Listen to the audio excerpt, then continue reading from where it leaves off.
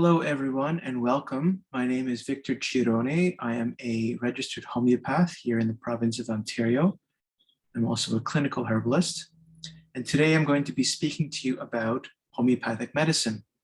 There are many misconceptions about homeopathic medicine, what it is, what it treats, what the nature of the healing that homeopathy can facilitate looks like. And my purpose today is to help to clear up some of these misconceptions and also to inform you about what the scope of homeopathic medicine is, what the philosophical and methodological and practical foundations of the practice look like. I'm going to share with you a case that was treated exclusively by homeopathic means and explore some of the history of homeopathic medicine.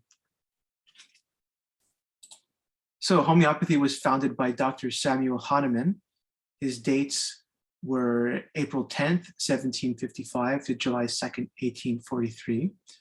Hahnemann was a conventional allopathic doctor. He gave up the practice of medicine because he found that he was doing more harm than good. He then devoted his energies to translation, and he translated primarily medical texts. And it was during his foray into the world of translation that Hahnemann was able to refine and elevate to a very high level a universal healing law, namely the law of healing by similars, which we will discuss in more detail very shortly. First, here's Hahnemann's medical kit containing his remedies, homeopathic remedies. And here is the Washington Monument, which was dedicated to Hahnemann in the year 1900. The significance of this monument is manifold. So Hahnemann was the first foreigner not associated with the American Revolution to be honored with the sculpture in Washington, D.C. Thousands of people attended the dedication ceremony, including the then President William McKinley.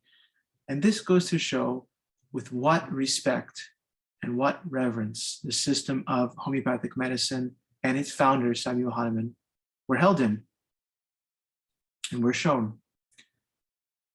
During the 19th century, the allopathic profession was seen as merely one of many available healing modalities.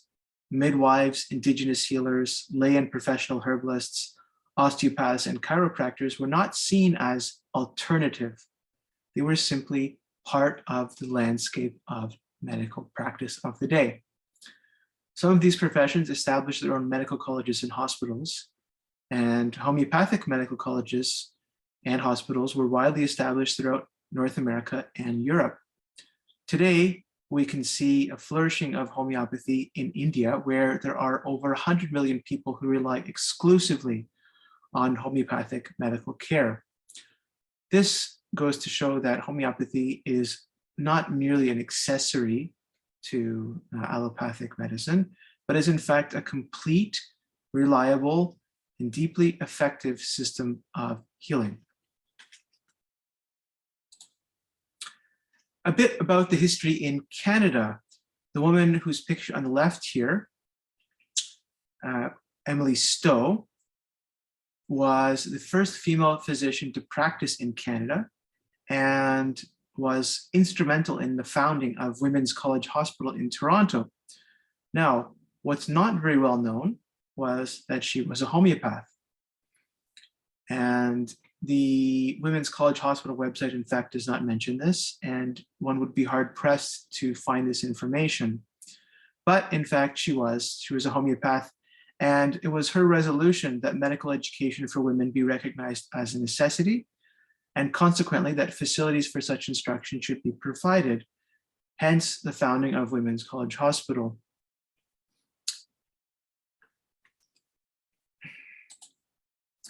Here is an account of the practice of medicine, of allopathic medicine, in the late 18th and early 19th centuries. And this is an account of the practice of Benjamin Rush, who was at that time the most well-respected American physician. In fact, Rush promoted the use of bloodletting and such toxic drugs as mercury. And I'm going to read you an account that comes from the work of Harris Coulter, who was an exceptional historian of medicine.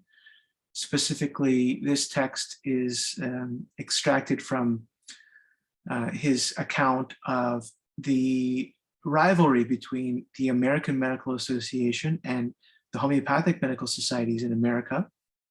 And this is an account of Rush's treatment of yellow fever in the year 1793 in Philadelphia. Rush was surrounded one day by a crowd in Kensington, north of Philadelphia. All implored him to come and treat their families. There were several hundred. Rush, without stepping down, threw back the top of his curricle and addressed the multitude with a few conciliatory remarks. Then he cried in a loud voice, "I treat my patients successfully by bloodletting and copious purging with calomel, mercury chloride, and jalap, a highly toxic laxative stimulant herb. And I advise you, my good friends, to use the same remedies."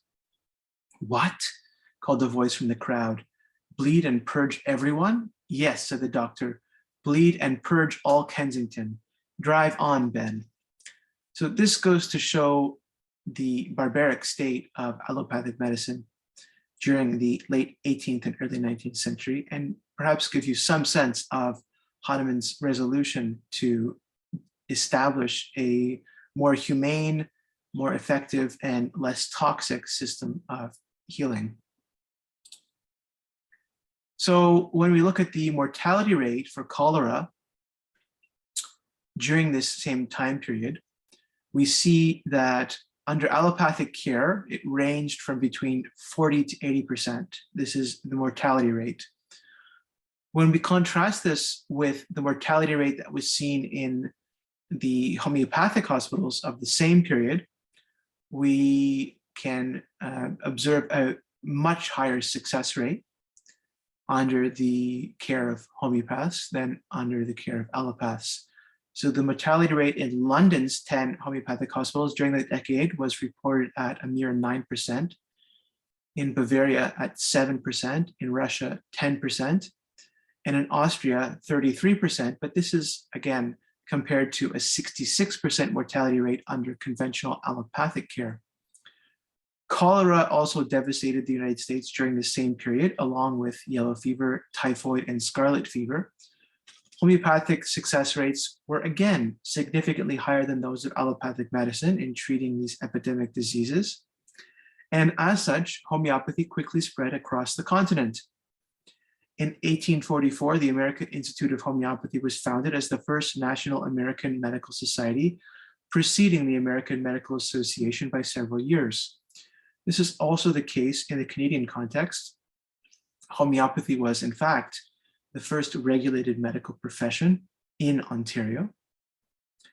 And as we will see shortly, the founding of the American Medical Association, which was largely spurred on by the development of the petrochemical drug industry funded by the Rockefeller family, was founded in large measure as an attack against the growing dominance of the system of homeopathic healing. Here are some more statistics about epidemic diseases. And these statistics further verify the claims that homeopaths were achieving better success rates in treating epidemic diseases than allopathic doctors. So a little bit more about the American Medical Association. This is a quote from Richard Grossinger and his great book, Homeopathy, The Great Riddle. Grossinger discusses at some length the history of homeopathy in America and the historical trajectory of why homeopathy fell into obscurity while allopathic medicine became such a hegemonic force. Here I quote, in its charter, the American Medical Association withheld membership from state and local medical organizations unless they assured the national organization that no homeopaths belonged. Only Massachusetts balked. In 1856, the American Medical Association banned any discussion of homeopathic medical theory in its journal and threatened the expulsion of any doctor who consulted with a homeopath. Allopaths married to homeopaths were also expelled. The American Medical Association has historically argued that its stance was against all quackery in an attempt to professionalize the medical occupation. Documents make it clear, though, that homeopathy was the prime target. With their own medical societies, journals, and courses in the medical schools, homeopaths were the sole serious academic competitors. So as we can see, just based on the fact that the American Medical Association banned any discussion of homeopathic medical theory in its journal and threatened licensed physicians with expulsion from their medical college, not only licensed physicians, but allopathic physicians who were even married to homeopaths were threatened with loss of their professional licensure. So there was clearly an attack that was intentional and malicious against homeopathic medicine. Here we have a beautiful depiction of homeopathy on the right-hand side of the photo versus allopathy. And this is a depiction that, in a way, captures the essence of the medical scene of the era that we're discussing, and also captures the sentiment that many people held when comparing and contrasting homeopathic versus allopathic medical care. So a little bit about this painting. It was painted in 1857 by Alexander Beidman, and it was titled "Homeopathy Looks at the Horrors of Allopathy." And in this painting, we see an allegorical depiction of homeopathy soaring in the clouds on the right-hand side of the painting. In front of her is the god of medicine, Asclepius, wearing a red cloak, his left hand raised in anger and indignation. Behind him is the goddess Athena, who protects the sciences. At the edge of the canvas is Samuel Hahnemann, the founder of homeopathic medicine. These figures look with disapproval and indignation at those associated with allopathy, modern medicine so-called. Pictured on the left side of the painting, where doctors can be seen engaging in medical misdeeds. One doctor saws off the leg of a patient, while the patient's wife and children sob in the lower left corner, the figure of death waiting in the doorway. The picture reflects the status of homeopathy in the 19th century, when many considered it to be more scientific and more effective than the extremely dogmatic heroic medicine of the same period, which frequently did more harm than good. So we'll go back to the painting for a second. And by heroic medicine is meant precisely the kind of treatment that we discussed when we were talking about the work of Benjamin Rush and his treatment by means of bloodletting, extremely toxic laxative herbs, and poisonous substances such as mercury chloride to treat epidemic diseases and other such conditions.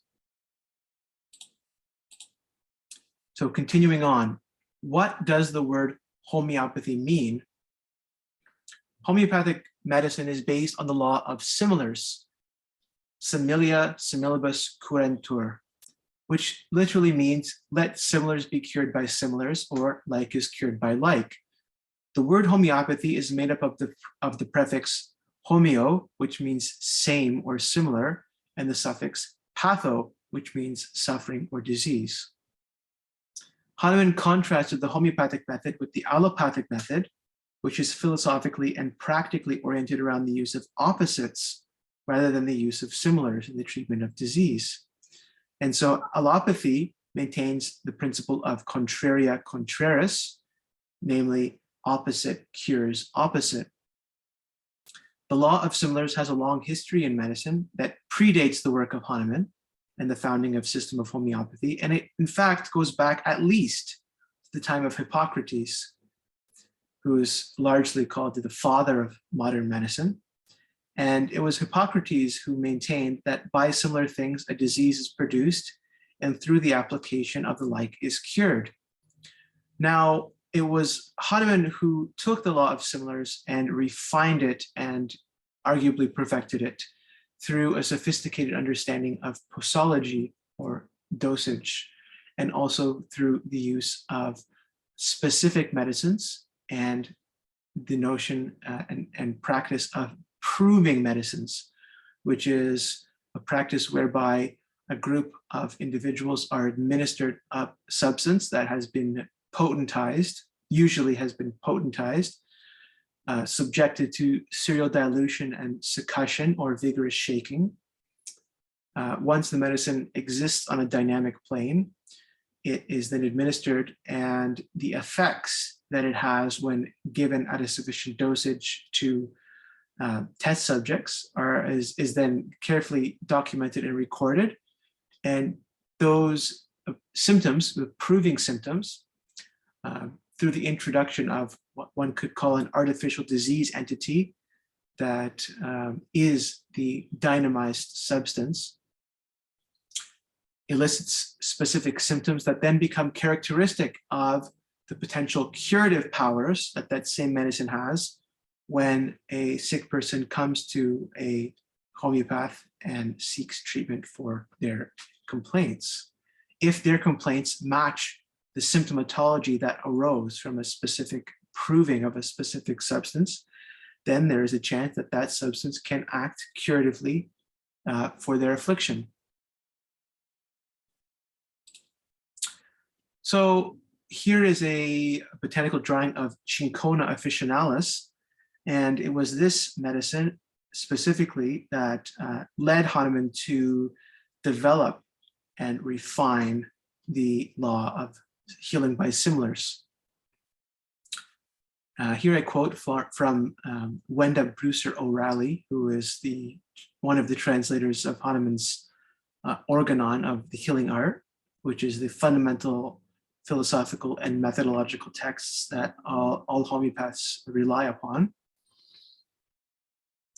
So Brucer O'Reilly writes, early in his career, Hahnemann became so disillusioned with the state of medical practice that he stopped practicing medicine in the firm belief that the methods he was taught would do more harm than good. This, as we've already discussed. Instead, he made his living translating medical and other texts. While Hahnemann was translating the Scottish physician William Cullen's Materia Medica, specifically the section on the toxicology of Peruvian bark, he was struck with the similarity between the symptoms of poisoning from Peruvian bark, also known as cinchona, from which the drug quinine is derived, and the symptoms of malaria, against which it was used as a medicine. It occurred to him that this similarity might not be coincidental, but rather it might be the very basis of the medicine's curative power. And so Cullen attributed the efficacy of cinchona against the disease of malaria to the plant's bitter and astringent properties. Now, Hahnemann took issue with this and questioned this assumption because there are many plants that were equally astringent and equally bitter that were not effective against malaria. And so Hahnemann postulated that there must be some other attribute, some other healing virtue inherent in cinchona that allowed for it to have such a great efficacy in the treatment of malaria. And what Hahnemann discovered by taking large doses, this is a self-proving of cinchona, of Peruvian bark, what Hahnemann discovered was that when he drank enough of this substance, that he started to exhibit symptoms that were similar to, though milder than, one would see in a malarial patient. And there was an inherent similarity between the action of a substance and a specific state of disease. Here again, it's a reiteration of what we just discussed, that Cullen maintained cinchona was effective because of its bitter and astringent properties. And this experiment was absolutely pivotal in the development of Hahnemann's understanding of the law of similars and was foundational to the establishment and elaboration of the methodology of homeopathic provings. So it's important to emphasize that the effects of cinchona are similar, but not identical to the symptoms that you might see in malarial patients. So the law of homeopathy is like cures like, and not same cures same. Now, same cures same is technically isopathy. And homeopaths might rely upon some isopathic medicines or rely upon isopathic methodology in their practice, as one can see, for example, in the case of a poison ivy rash, the medicine Ruse Tox, which is homeopathically potentized poison ivy, may be administered to treat a rash that was brought about through exposure to poison ivy.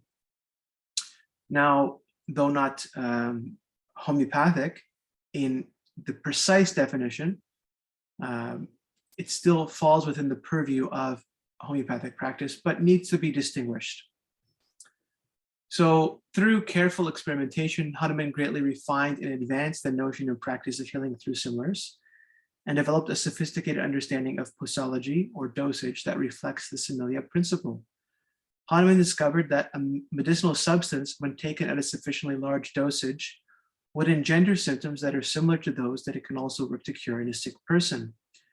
In working to advance the law of similars, Hahnemann discovered that when a medicine is administered in a potentized form, which is to say, having been subjected to serial dilution and succussion, that this allows for the potential negative effects of that medicine to be greatly reduced or mitigated, and for its healing powers to be significantly increased.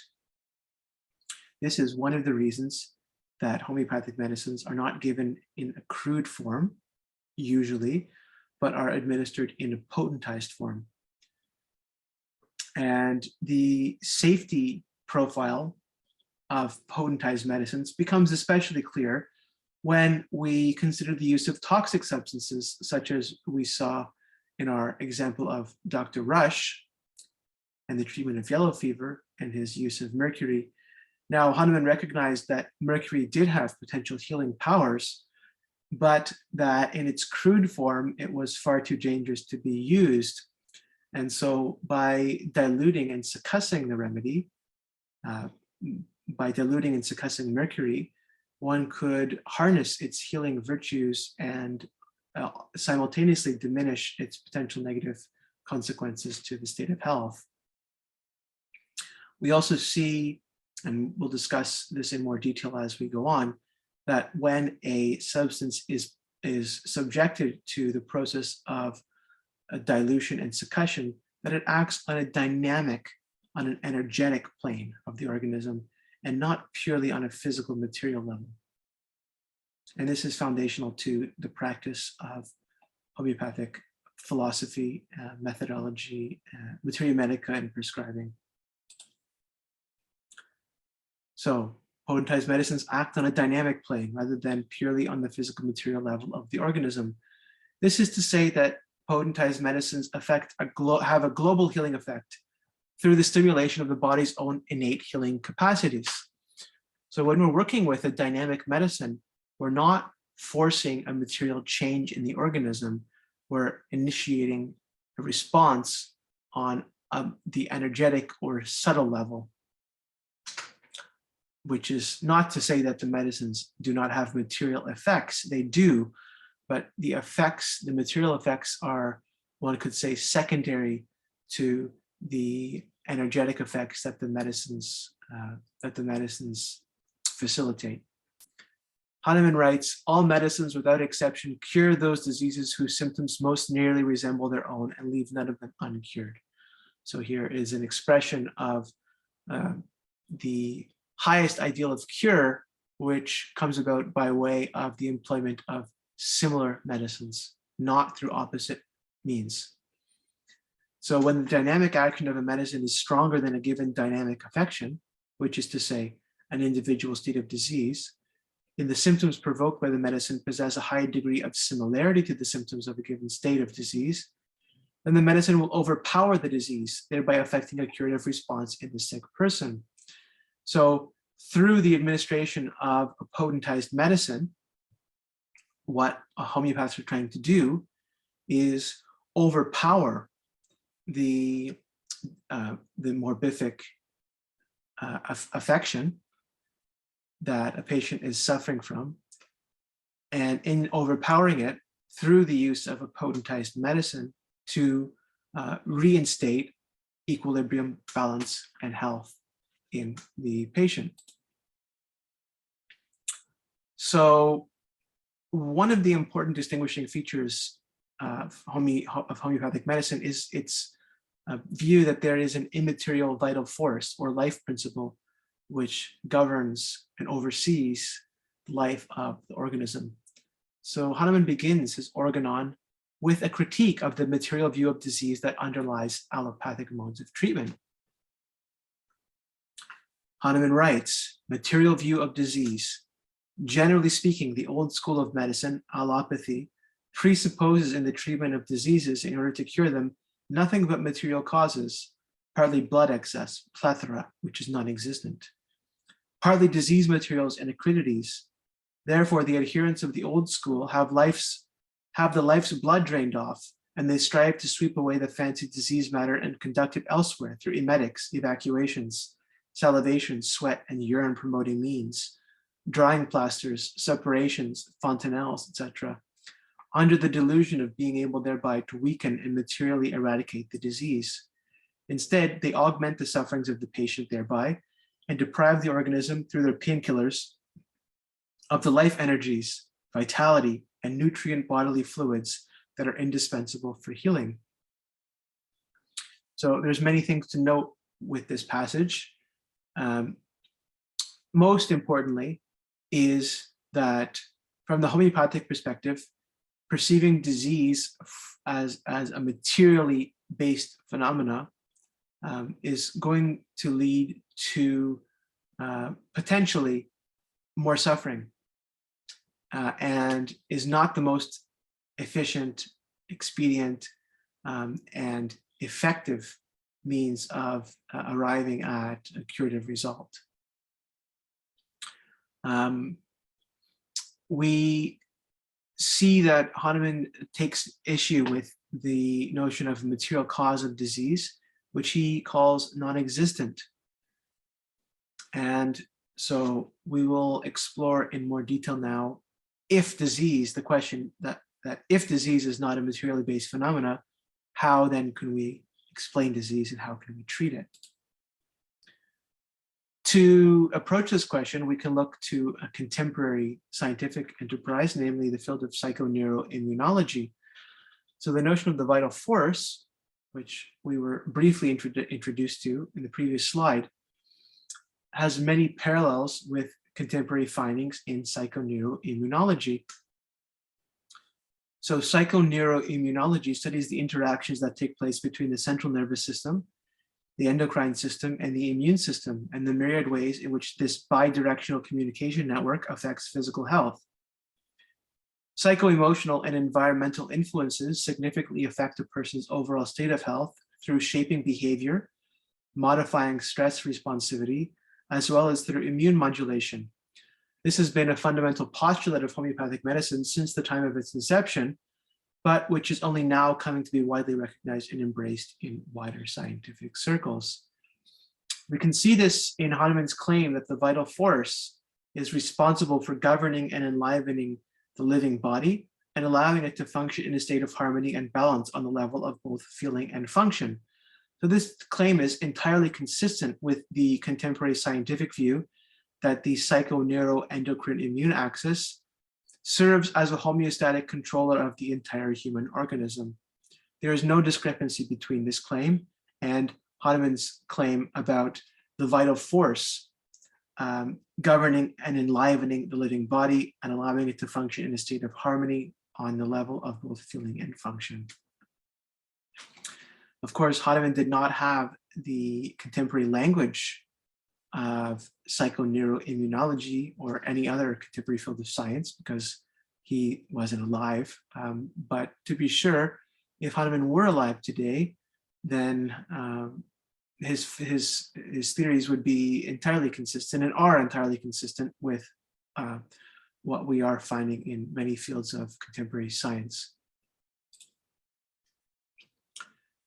So this is just to emphasize that for Hahnemann, every function of the body rests upon the existence of the immaterial life principle, the vital force. The material organism, Hahnemann writes, functions solely by means of the immaterial Wesen, the essence, the life force. The material organism thought of without life force is capable of no sensibility, no activity, no self-preservation. It derives all sensibility and produces its life function solely by means of the immaterial essence, the life principle, the life force that enlivens the material organism in health and disease. Hahnemann repeatedly emphasizes that disease does not rest upon any physical or material causes. We can see another example of this. Dynamic view of disease. With the medical art of homeopathy, it is entirely different. It can easily persuade every reflecting person that human diseases rest on no material, on no acridity, that is to say, on no disease matter. Rather, they are solely spirit-like, dynamic mistunings of the spirit-like enlivening power, force, energy, life principle, the life force of the human body. Diseases are dynamic and not material.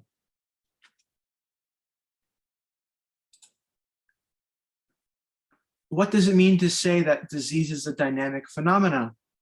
Well, it implies that disturbances always transpire on a global and never on a purely local level of experience. Every disturbance, from pneumonia to cancer to allergies, always already expresses itself simultaneously through the continuum of mind and body.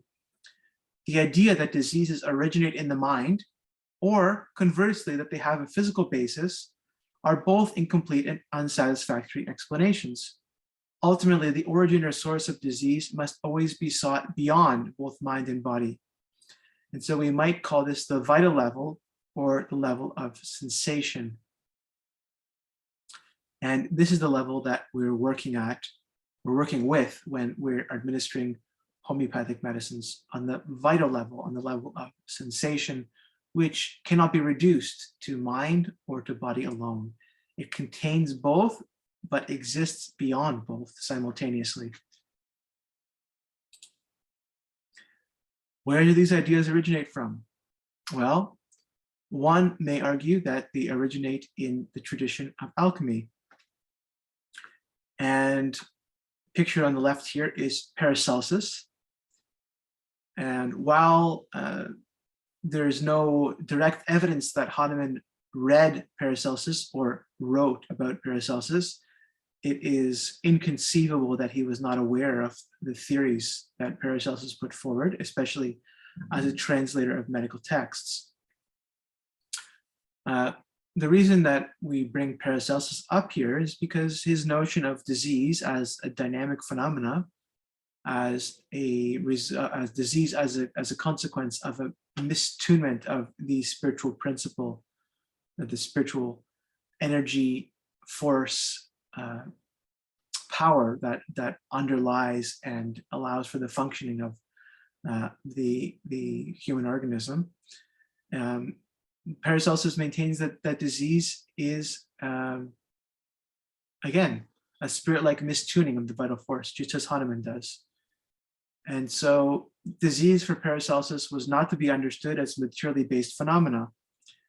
The same is true for Hahnemann, who understood that disease is a mistunement or derangement of the vital force, the dynamic spiritual principle that animates and governs the life of the organism. The reason that Paracelsus was at odds with the medical establishment of his day is the same reason that Hahnemann was at odds with the medical establishment of his own day. Needless to say, both of these figures would be at odds with the medical establishment of our day. And the reason that they were both at odds was because they both understood that the underlying causes of disease could not be approached through mechanical, chemical, or physiological modes of understanding. All of these levels are effects, they're not causes. Hahnemann and Paracelsus both maintain that disease is not without meaning and that it can even possess a transformative power.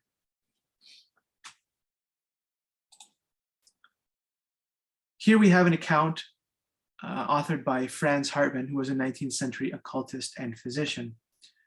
And here Hartmann discusses the medicine of Paracelsus and why it was incomprehensible to the modern practitioner of the 19th century. Why is the practice of medicine of Theophrastus Paracelsus almost incomprehensible to the modern practitioner? It is because the latter seeks to treat the disease organs themselves, which are such merely the external effects of internal causes. This is very important, that diseased organs, that specific states of material disturbance are the external effects of deeper internal causes. So the modern practitioner seeks to treat the diseased organs themselves, and he knows of no other way to act upon them except by mechanical or chemical means. While the method of treatment of Paracelsus, by means of which he made the most wonderful cures, is to change the interior spiritual causes from which the outward effects grow, to treat the very essences out of which corporeal organs become crystallized, and to supply them with the power of vitality of the quality which they require. And so to change the interior spiritual causes from which the outward effects grow, to treat the very essences out of which corporeal organs become crystallized. And as we will see, the same principle holds true in homeopathy, where we develop an understanding of disease on an archetypal level. And this will become clear, especially when we look at the case example that we'll conclude our presentation with. To effect a cure by means of a transformation on the level of the innermost spiritual causes of disease is the shared aim of both alchemy and homeopathy. Both Paracelsus and Hahnemann postulated the existence of an immaterial vital force that regulates and governs the body in health and disease, a single universal principle of life that oversees the parts that make up the whole. If this life principle is functioning harmoniously, health is the result. If it is obstructed or impeded, disease is the consequence. Paracelsus didn't use the word vital force in the same sense that Hahnemann did, and there are some differences in terms of their philosophical and methodological approaches, but there is still a fundamental similarity in that they both maintained that there was an invisible spiritual essence which enlivens the physical body. And so for Paracelsus, this was termed the archeus. And here's a quote from Paracelsus. The archeus is an essence that is equally distributed in all parts of the human body. If the latter is in a healthy condition, it is the invisible nutriment from which the visible body draws its strength, and the qualities of each of its parts correspond to the nature of the physical parts that contain it. The spiritus vitus, the spirit of life, takes its origin from the spiritus mundi, the spirit of the world. That is to say, that the human body, the human organism, is a microcosmic reflection of a macrocosmic spiritual principle. Being an emanation of the latter, the human body contains the elements of all cosmic influences and is therefore the cause by which the action of the stars, cosmic forces, upon the invisible body of man may be explained.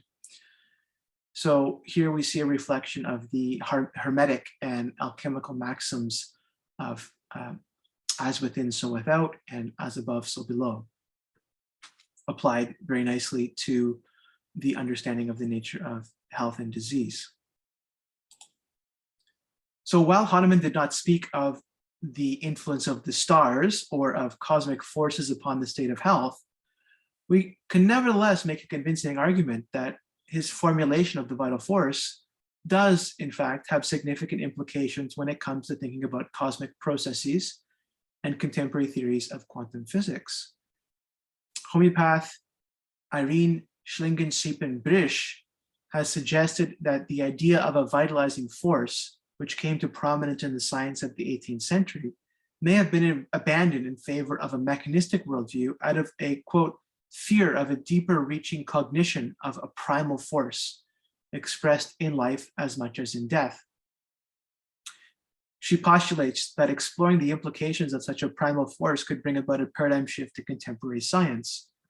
Quote, "It is conceivable that this force, enabling for a short time span the union of mind, soul, and body in the living form familiar to us, may constitute a fifth fundamental force of the universe. It is also conceivable that we are not at all prepared for the new possibilities that basic research into these phenomena might uncover."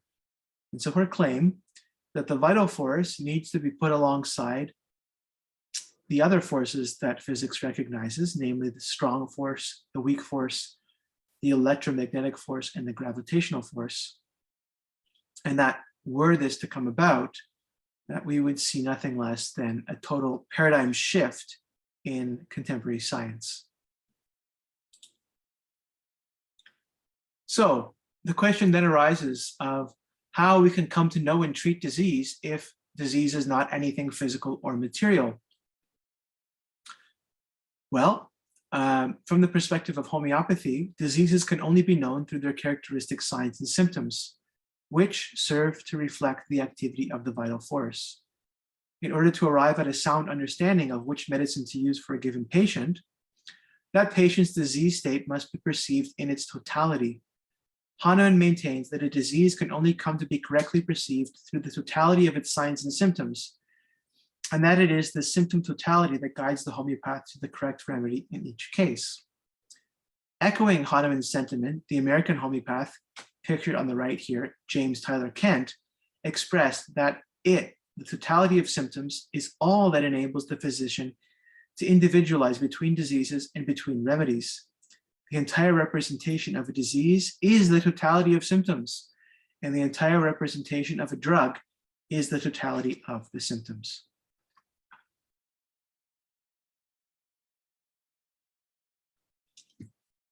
Kent has elsewhere expressed that we have in the image of the disease an exact representation of the image of a remedy. Now, the implications of this are manifold.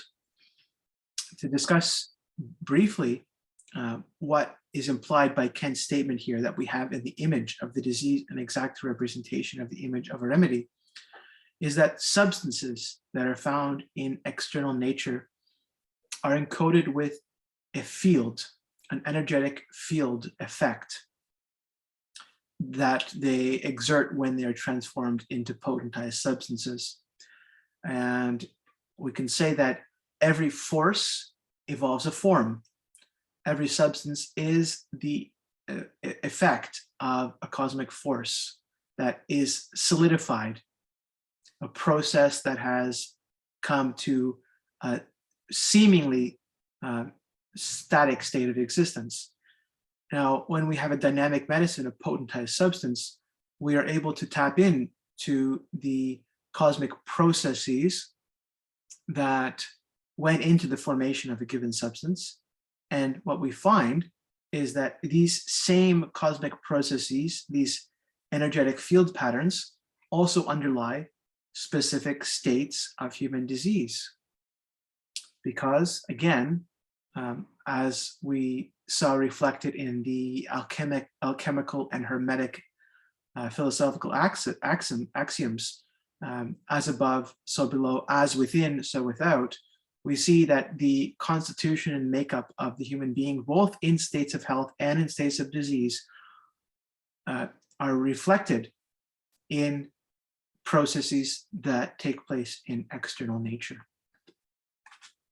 And so this is part of what is meant when we describe homeopathic healing as healing on an archetypal level, understanding disease on an archetypal level and not on a physical material level. So more concerning the signs and symptoms of disease, Hahnemann expresses that it's necessary to become an unprejudiced observer in order to correctly perceive the totality of a patient's symptoms. And that if our perception is distorted or unclear, then we're not going to be very good homeopaths, because all we're doing is projecting onto a state that is before us that we can't correctly see. So Hahnemann writes, all the perceptible signs, befallments, and symptoms of disease represent the disease in its entirety. And so homeopathy is an exquisitely individualized system of healing. One case of pneumonia is not going to be given the same remedy as another case of pneumonia. One case of diabetes is not going to be given the same course of treatment as another case of diabetes. What needs to be considered is the dispositional state of the patient alongside every other measurable or observable symptom that one can perceive. So Hahnemann writes that the unprejudiced observer, even the most sharp-witted one, knowing the nullity of supersensible speculations which are not borne out in experience, perceives nothing in each single case of disease other than the alterations in the condition of the body and soul, disease signs, befallments, symptoms, which are outwardly discernible through the senses. That is, the unprejudiced observer only perceives the deviations from the former healthy state of the now sick patient, which are felt by the patient himself, perceived by those around him, and observed by the physician. All these perceptible signs represent the disease in its entire extent. That is, together they form the true and only conceivable gestalt of the disease.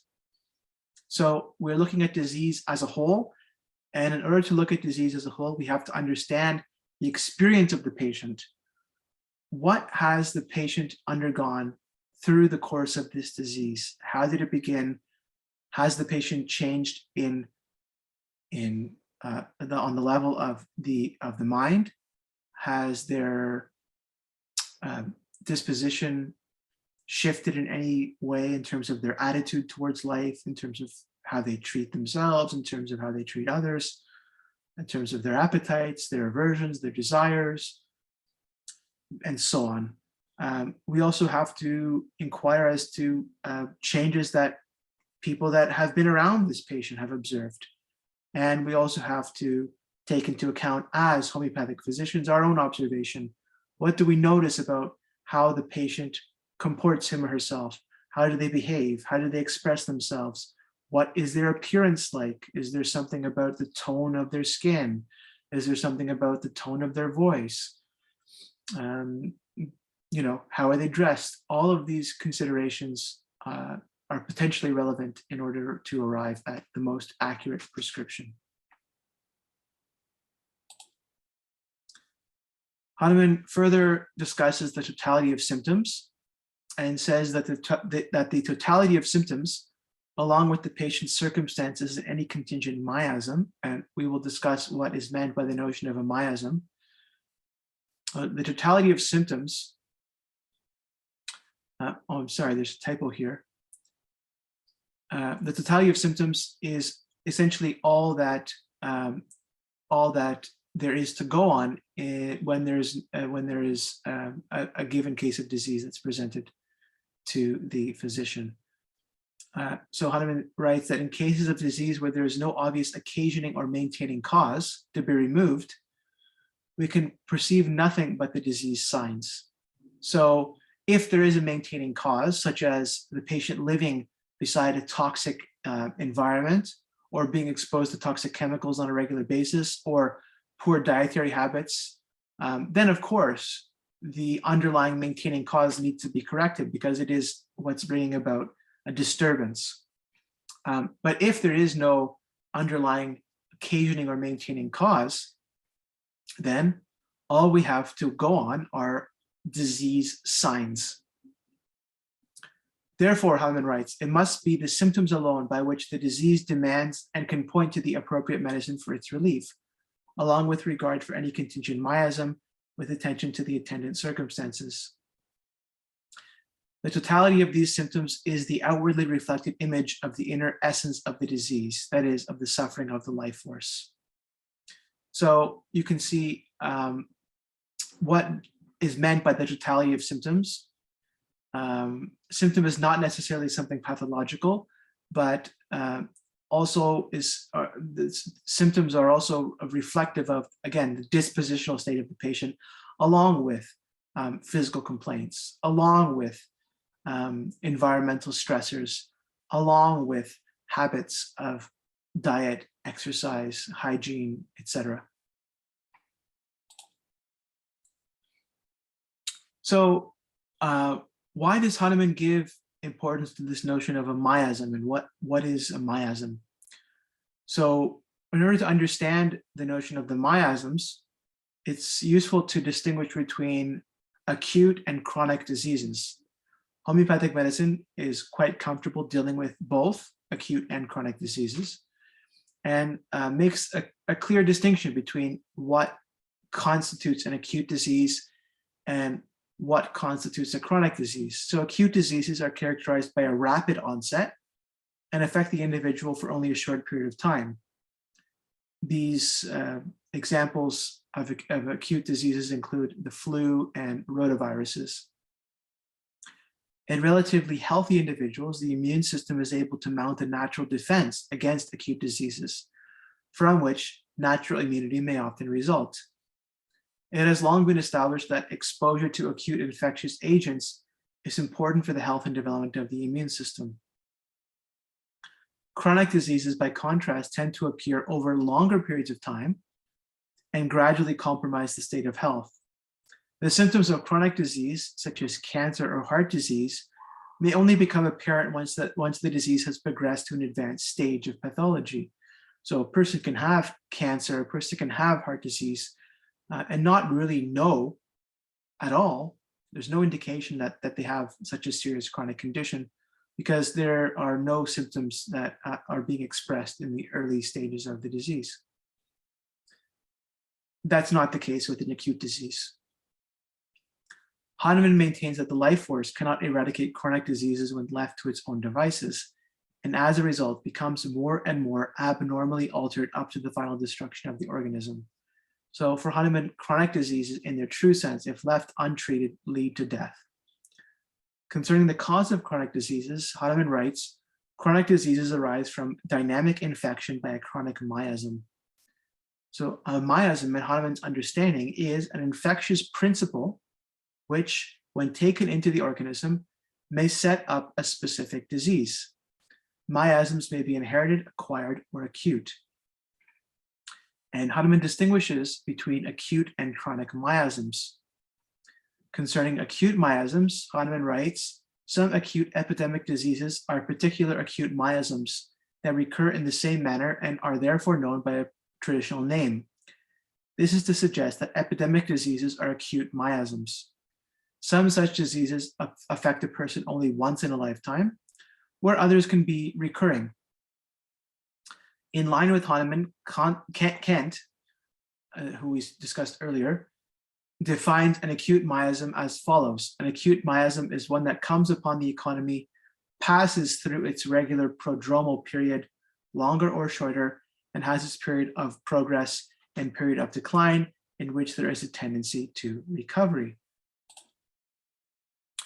So when it comes to chronic miasms, Hahnemann identified three primary chronic miasms. The first and most important for Hahnemann was psora, which is characterized by skin disease, such as scabies and eczema. Psychosis, which is characterized by proliferation and overgrowth, such as we can see in gonorrhea. And lastly, syphilis, characterized by the destruction of tissue, as we can see in the disease syphilis. Hahnemann suggested that psora is the mother of all chronic diseases. Chronic miasmatic diseases can have very large symptom totalities and can affect different individuals in quite different ways. Hahnemann writes, one patient carries only a part of the symptoms in himself, while a second or third patient, etc., suffers from some other befallments, which likewise, as it were, are only a part torn off from the totality of symptoms that make up the entire extent of the one and the same disease. So again, a patient who has cancer carries some of the symptoms that might be associated with this disease, say a cancer of the liver, whereas another patient who has the same cancer of the liver might exhibit very different symptoms. Hahnemann's theory of chronic miasms retains clinical significance for the contemporary practitioner of homeopathic medicine, and many homeopaths today still think in these miasmatic terms. And this is because the miasms can help to clarify the methods of cure in a given case of disease. The theory of chronic miasms helps the practitioner to understand why certain individuals are susceptible to certain patterns of health and disease, to certain manifestational tendencies and forms of disease. When we're able to classify a disease miasmatically, this can help in identifying the similibus, which is to say, the remedy that is most similar to the patient's state of suffering and also the dispositional state of the patient. Homeopath J.H. Allen remarks, "The fact is, we cannot select the most similar remedy possible unless we understand the phenomena of the acting and basic miasms. For the true similia is always based upon the existing basic miasms, whether we be conscious or unconscious of the fact. The curative remedy is but the pathopoiesis of a certain pathogenesis of an existing miasm." So this last sentence is in need of some clarification. So pathopoiesis is defined as in the following way: a drug proving, which we discussed earlier, produces an illness called pathogenesis or pathopoiesis. This artificial illness is also transmitted to the patient. It is stronger than the natural illness, stronger than the natural illness, which it replaces and causes to vanish. So this is a principle, the principle of pathopoiesis that we discussed earlier, namely the introduction of an artificial disease through the administration of a potentized or dynamized remedy, which is then able to overpower the natural disease that the patient is suffering from. This is what is meant by the term pathopoiesis. And so when the artificial disease that is introduced to the organism through the administration of a potentized or dynamized remedy is stronger than the natural disease, then we are left with healing. While the artificial disease, while the artificial disease is stronger than the natural disease, its duration is shorter and as such disappears once the natural disease has been healed. And so an artificial disease that's introduced through the use of a potentized remedy does not have as long a period of duration as does a naturally occurring disease, and doesn't affect the organism in an adverse way. But again, acts through the psychoneuroendocrine immune system, or to use Hahnemann's language, acts by means of the vital force. And so a potentized or dynamized remedy is not as dangerous as the artificial disease that is brought about by means of the administration of a potentized remedy is not dangerous in the same way as a natural disease is, because it is acting through the level of the vital force. And if the incorrect remedy has been selected, simply put, it will not have an effect. No adverse changes are going to be brought about through the administration of a remedy that is not similar to the constitution and dispositional state of the patient. And I should just note here that this is part of the reason that a lot of the methods that are used to try and evaluate homeopathic medicine are invalid. Again, because they do not respect the fundamental basis of individualization. And so again, if we have 12 patients all with pneumonia and we all give them the same remedy, perhaps that remedy might be the similibus, the most similar remedy for one or two patients, but it won't be for all of the patients. And the results, according to homeopathic practice, would be much greater if each case was carefully taken and an individualized remedy were given. And so if we use single remedies for a variety of different cases of disease, then we're not going to arrive at very good results. We only arrive at curative results when we're dealing with specific medicines and specific indications. So with the notion of the miasms, we're introduced to the possibility that disease patterns and even basic dispositional states of individuals as well as collectives are transmitted and evolve through heritable energetic structures. So the notion of the miasms does not only concern a specific infective disease agent, but more fundamentally concerns the notion of an heritable energetic structure. And we can discuss the similarities between the notion of the miasms and the contemporary science of epigenetics, which is again dealing with patterns, dispositional patterns and patterns in health and disease that are transmitted through family lines, but that cannot be reduced to material causes. So Lou Klein, contemporary Canadian homeopath, writes concerning the miasms, the whole issue with miasms is that the impact of a disease is not only genetic, but also involves some sort of inherited energetic body or energetic force. It is this vital force, as we and many others have termed it before us, that can and must motivate not only the healthy body, but also in its defectiveness, the manifesting of disease states. So there are predispositional states or patterns of susceptibility that exist within given families. As we can see with the prevalence of conditions like diabetes, heart disease, dementia, and cancer in certain family lines. These are suggestive of certain miasmatic tendencies. So too are there dispositional patterns that can be observed in social and cultural groups. And we can see this in terms of tendencies towards certain kinds of sexual behavior, certain criminalistic tendencies, moral and ideological belief structures, ideas of the self, and to take a contemporary example, attitudes towards disease itself, as we saw with COVID. So we can see that attitudes and dispositional states that were brought about as a response to an infectious disease actually had little or nothing to do with the physical symptoms of the disease itself, but had to do with an underlying dispositional state of populations. And if you were to compare attitudes and dispositions of different people across the world, I'm sure you would find some variability that reflected different patterns, some of which can be explained by making recourse to the theory of the miasms.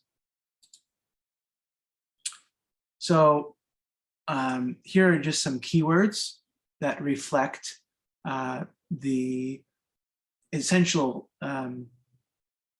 features of the three main miasms that Hahnemann identified. And these are taken from the work of Nancy Herrick and Roger Morrison. So for the psoric miasm, we have need for success in the world, confident, self-sufficient, failure is not life-threatening. For the psychotic miasm, we have hidden, secretness, lies, flawed, ashamed, dependency, avoidance, limited resignation, anticipation, morality, guilt, duty, rules, fixed habits and traits, scolded, punished, criticized, compulsive behavior, egoistic. And for the syphilitic miasm, we have train wreck, acute flares, extremes, rage, turning point, destruction, revenge, hopelessness, murder, suicide, huge, black. Here's just a diagram, which I won't get into in any great detail, but this is a advancement of the notion of the miasms that was put forward by the Indian homeopath Rajan Sankran. And so you can see that in addition to the psora, psychosis, and syphilis of classical Hahnemannian homeopathy, we have now many other miasms that have been included in homeopathic theory and practice that help to further clarify specific states of disease and to clarify our prescriptions. Okay, so I'm going to stop screen sharing for just a second here and discuss with you a case from my own practice. So this is a case of a 55-year-old woman.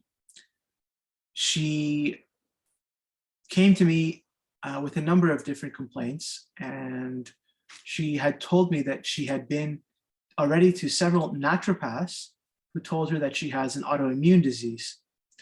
Her chief complaints are vertigo with the sensation that she is going to fall over. The vertigo was worse when she was out in public.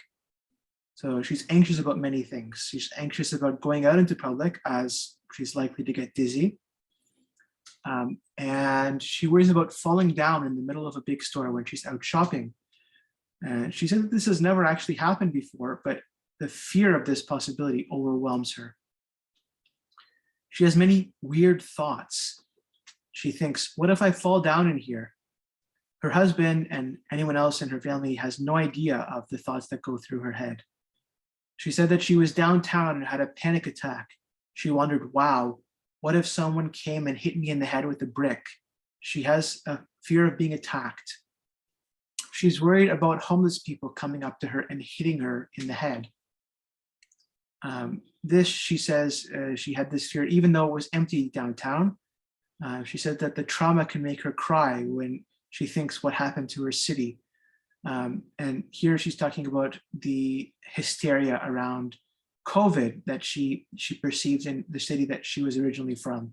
She had to leave her city because it was overwhelming for her. It was a traumatic experience to see people adopt a certain, in her words, hysterical attitude towards coronavirus. So she says that she keeps thinking about being hit in the head with a brick and about falling. She's wondering if there's some trauma buried in her that makes her feel this way. Perhaps she says it's menopause or anxiety. These thoughts plague her all day. She says that they're very persistent thoughts that she cannot get out of her head. She experiences brain fog and tells me that it has gotten progressively worse over the last several years. She, in fact, got COVID herself and said that it may have made the brain fog worse. So when I asked her to explain what her experience of brain fog was like, she says that she forgets a lot of things unless she writes them down and puts dates in her calendar. She needs to set an alert. She won't forget her hair appointment, but she will forget a doctor's or dentist appointment. She's hyper-focused on things at the same time. She says that there is some ADD in there. For example, she has been following the issues around vaccines for 10 years and shares studies with people about the adverse reactions that people experience as a consequence of vaccination. She says that she looks crazy to her group of friends. So there can be a kind of obsessional tendency in terms of this patient's dispositional state and fixed ideas about certain things. So she keeps talking about COVID. She informs me that she called funeral homes to see if they were experiencing excess deaths. And so she was being tortured by this thought that all of what we're being told is a big lie and that everything needs to be exposed. So I had to ask her to go back to talk about her main complaints. And she says that there is a kind of sensation of floating when the vertigo is coming on. She says that she feels like she's not really here. The world just seems surreal. And she says, what kind of evil are we being subjected to? These people that are subjecting us to such evil, are they even humans? So there's a fear of evil and of perhaps superhuman control. She said that she feels kind of woozy and weird and dizzy. She says that she feels like it's unsafe to walk. She hasn't been driving for the past couple of years. She doesn't like driving. Her vision gets blurry, and so she wears glasses, but she doesn't like glasses. She feels, as a consequence of not being able to drive, even more dependent on her husband. She can get lost, and this is another reason why she no longer drives. There is a sense of disorientation.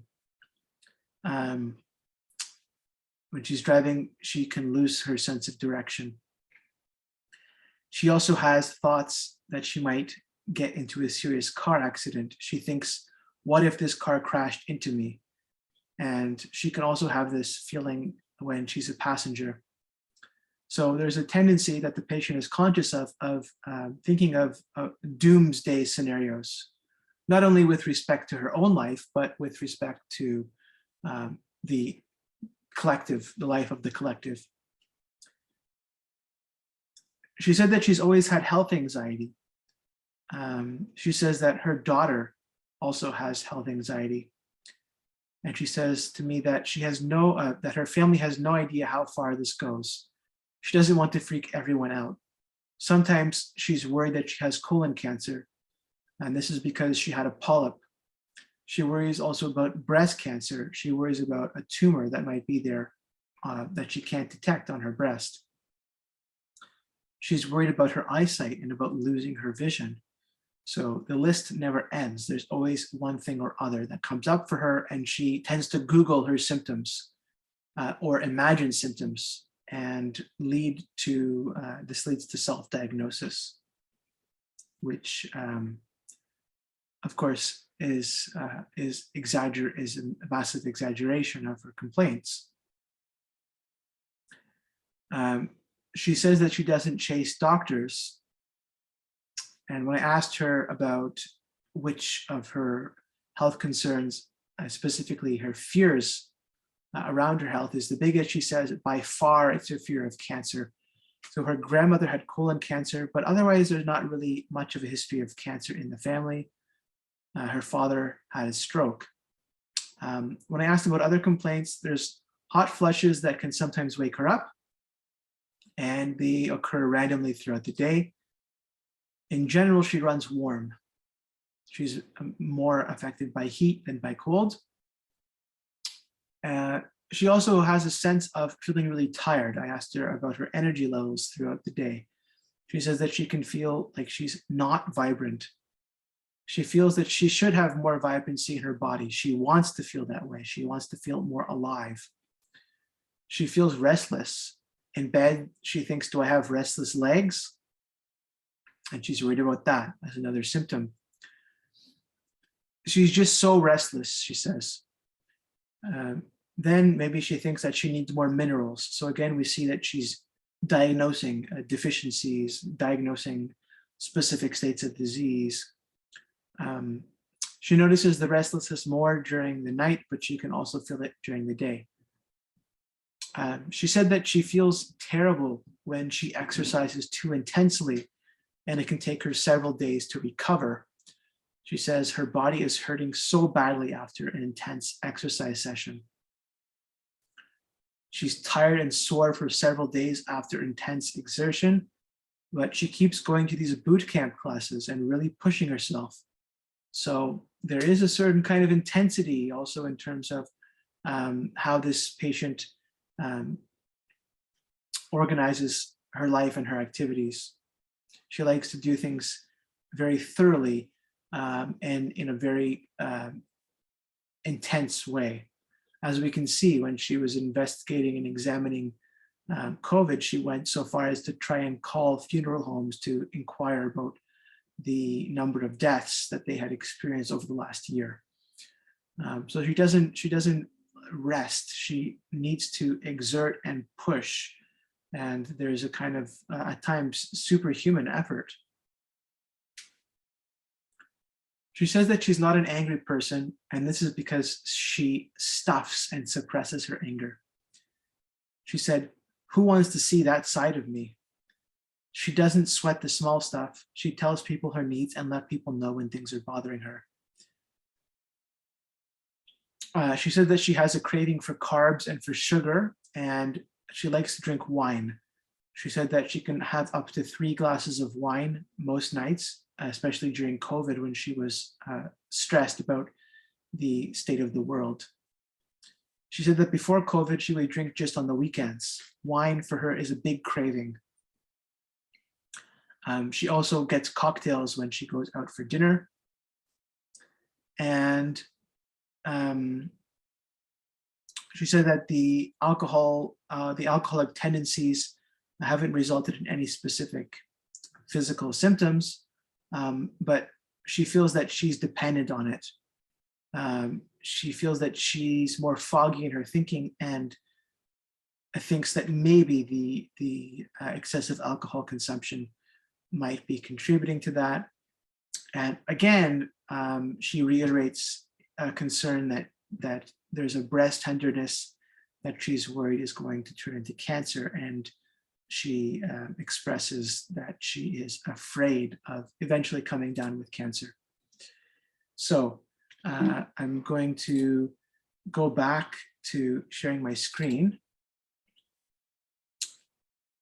and then we will discuss the analysis of the case. So I'll just note that this was, these were the key features of the case. There were other details that weren't included in my presentation, but the main essential features of the case were all presented. And so go back to sharing the screen.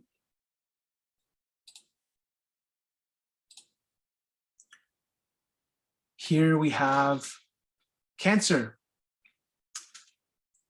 And the remedy that was prescribed to this patient was carcinosin, which is a remedy that's made from cancerous tumor of the breast. And this is a repertorization of the patient's case. And the repertory is, you could say, a dictionary or catalog of symptoms and remedies that are associated with those specific symptoms. It's a tool that we use in homeopathy to help to refine and clarify our prescriptions, also to alert ourselves to remedies that might be fitting for specific patients. And so you can see from this repertorization that the patient's main complaints were all accounted for. So we have vertigo with anxiety. We have persistent thoughts, and we can see the persistent thoughts in terms of the patient's thoughts about what's happening in the world with COVID, about someone coming up behind her and hitting her in the head with a brick, about the evil people that are controlling the world, persistent thoughts about cancer, about her own impending demise. We have vertigo with a sensation of floating. We have anxiety about health. We have a fear of cancer. We have weakness of memory for occurrences of the day. We have anxiety about the future. We have aggravation from physical exertion. We have ailments from disappointment. We have a desire for wine. We have a fear of falling. We have anxiety in a crowd, fear of evil, a fear that something bad will happen to her family, and a fear of being attacked. Now, there are other symptoms that we could have included in this repertorization, but for all intents and purposes, I thought it was representative enough for us to arrive at a clear prescription. And as we can see here, the second remedy to come up in the repertorization is carcinosin. So what is this remedy, carcinosin? Why was it prescribed for this patient? And what can it tell us about the notion of the cancer miasm? So when we look at the cancer miasm, According to Rajan Sankran, we see the following main themes: control, perfection, fastidiousness, beyond one's capacity, superhuman, cancer, great expectation, chaos, order, stretching beyond capacity, loss of control and self-control. And so we can see many of these themes in this patient's case. The notion of the superhuman comes through when the patient is discussing the evil that is ruling the world today. And she expressed it not quite in the exact phrase of a superhuman control, but she asked, are these people even human? So it's a fear, a dread of something that is beyond the human that's coming in and encroaching human reality. So the keywords for the cancer miasm, according to Herrick and Morrison, are chaos, desperation, need for control, perfection, need to excel, responsibility, lack of clear boundaries, sympathy, intolerance to injustice. And again, we see all of these themes quite clearly in the case. And so the cancer miasm, according to Sankran, falls between the psychotic and syphilitic miasms. Sankran writes, what if the psychotic is expected to perform exceedingly well, to live up to expectations? This is a common situation today. Everyone has this feeling of weakness within, yet society has greater and greater expectations, tremendous effort, stretching oneself beyond the limits of his capacity in order to survive. So this is something that we see in this case, but in general, the cancer miasm is very relevant today in that it is defined by this sense of great expectation, of tremendous effort, of stretching oneself beyond the limits of one's capacity in order to be able to survive at all. So cancer is increasing in incidence all over the world. And according to Sankran, this is not entirely explained by the control of other infections or an increase in the lifespan. The cancer miasm has this theme of superhuman effort in order to survive. It has the psychotic element, and remember, psychosis is characterized by overgrowth and proliferation. So this element of building up of growths is present in the cancer miasm, the psychotic element, as well as the destructiveness and breakdown that we see in the syphilitic miasm. Hence, cancer miasm is between the psychotic and syphilitic miasms. So the feeling of cancer miasm, as Sankran continues, is that he is expected to fulfill a great demand which he feels incapable of doing. And this, for Sankran, explains in part why there is a growing incidence in cancer, because of this pressure that many people today are forced to live with in order to be able to survive in the world at all. Though he would like to cover up for this sense of incapacity, this is not sufficient, and he has to put everything he has and much more in a really intense effort to survive. For failure means death and destruction. It is a continuous and prolonged struggle which seems to have no end. And we can see also in terms of the nature of the patient's suffering in the case that was just presented, there was this sense of endlessness, of things being without end. What else is characteristic of the cancer miasm? Well, we have immune deficiency and dysfunction. There can be issues with suppressed immune system, such as ailments after vaccination, the overuse of antibiotics, the overuse of steroids and anti-inflammatory drugs. The patient needing this remedy may have a tendency to constantly catch colds and might not be able to mount an effective immune defense against such things as a common cold. Cancer and autoimmune disease tend to involve a loss of control. So the body is no longer able to differentiate healthy cells from pathological cells. And so as a consequence, the body attacks itself, and this results in a proliferation of pathological cells. So there's a blurring of the boundary between self and not self. So as we can see, the very nature of the disease of cancer is a reflection of the dispositional traits that are characteristic of this remedy. Patients that are in need of carcinosin may have a history of cancer in the family.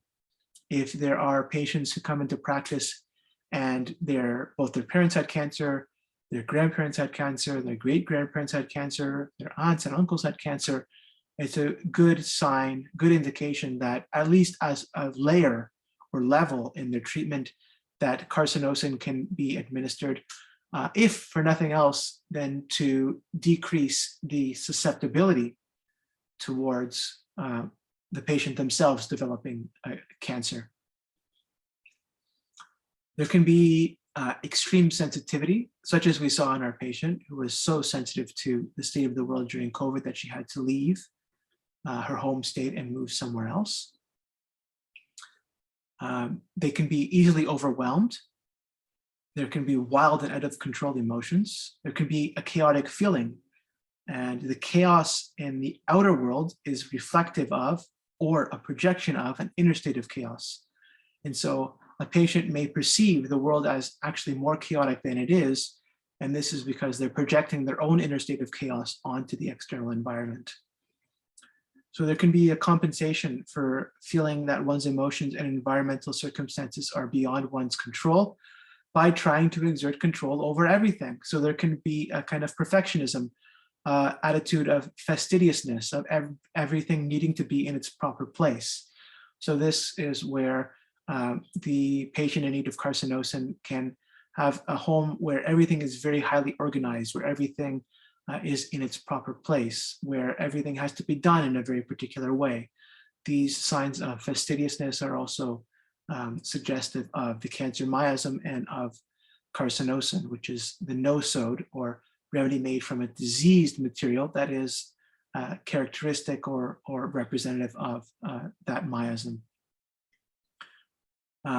Carcinosin patients may be very empathetic. They can be extremely sensitive to the suffering of others, and they can have a great love for animals.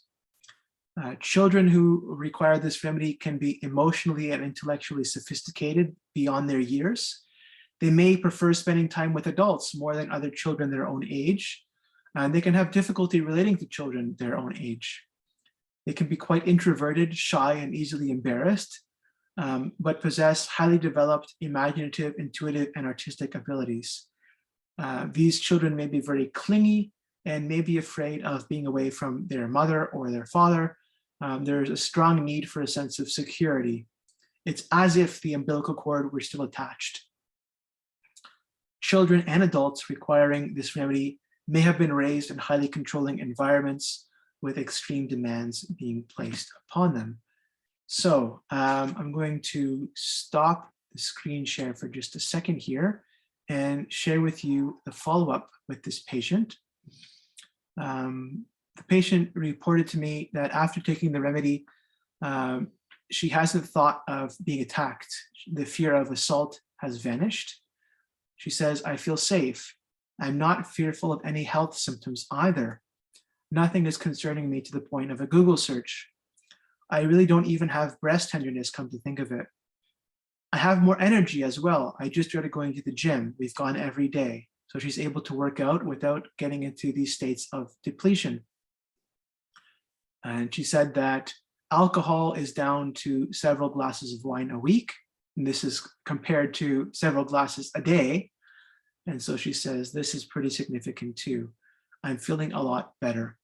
So we can see here the power of constitutional homeopathy and prescribing according to the law of similars. Now, I am going to conclude the presentation by again sharing the screen. And I want to just let all of you know where you can get in touch with me. My contact details are here. My website, victorchirone.com, victorcirone.com, and my email address, victor.chirone@gmail.com. I run a private clinical practice offering homeopathic services. And if you have any questions about the presentation or about homeopathy and whether or not it's right for you, please do reach out. I'd be happy to have a conversation with you about your specific questions and health complaints. And I hope that this presentation has served to give a sense of the scope of homeopathic medicine and the depth with which we as homeopaths go when we're trying to understand a case, the tools that we have in our toolbox to approach everything from acute disease to chronic long-standing complaints. And I hope that I've also expressed some of the elegance and beauty of homeopathic medicine. Homeopathy is a complete and very sophisticated system of healing that addresses the individual on the level of body, mind, soul, and spirit.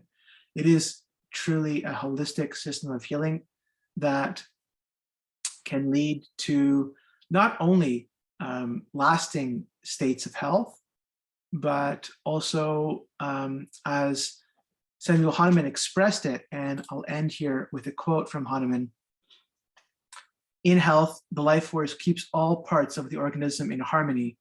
In the healthy human state, the spirit-like life force, autocracy, that enlivens the material organism as dynamis, governs without restriction and keeps all parts of the organism in admirable, harmonious, vital operation as regards both feelings and functions, so that our indwelling rational spirit can freely avail itself of this living, healthy instrument for the higher purposes of our existence."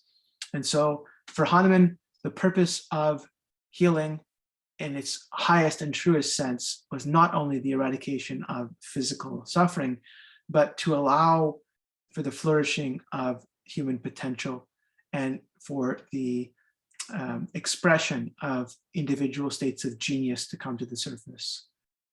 And so thank you all for your time and attention, and I hope to hear from you all again and meet some of you in the future. Thanks again.